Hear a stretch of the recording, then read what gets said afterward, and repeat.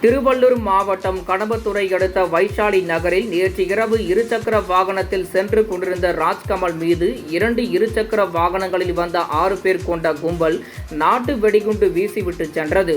இதில் தப்பித்த ராஜ்கமல் இருசக்கர வாகனத்தில் புறப்பட்ட போது மீண்டும் அந்த கும்பல் திரும்பி வந்து அவர் மீது மற்றொரு நாட்டு வெடிகுண்டை வீசியது. இதில் நிலை குலைந்த ராஜ்கமலை அந்த கும்பல் பட்டாக்காத்தியால் சரமாரியாக வெட்டிவிட்டு தப்பி ஓடியுள்ளது.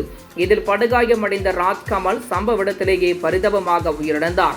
நாட்டு வெடிகுண்டு வீசிய போது அங்கிருந்து மற்றொரு நபர் படுகாயமடைந்தார். அவர் மருத்துவமனையில் அனுமதிக்கப்பட்டு சிகிச்சை பெற்று வருகிறார். இதுகுறித்து கடம்பத்தூர் காவல்துறையினர் வழக்கு பதிவு செய்து விசாரணை மேற்கொண்டு வருகின்றனர். இந்நிலையில் ராஜ்கமலின் உறவினர்கள் குற்றவாளிகளை கைது செய்ய வலியுறுத்தி பேரம்பாக்கம் திருவள்ளூர் நெடுஞ்சாலையில் மறியல் போராட்டத்தில் ஈடுபட்டனர். அவர்களை சமாதானப்படுத்திய போலீசார் உரிய நடவடிக்கை எடுக்கப்படும் என்று உறுதி அளித்ததை தொடர்ந்து அனைவரும் கலைந்து சென்றனர். இதனால் போக்குவரத்து பாதிக்கப்பட்டது.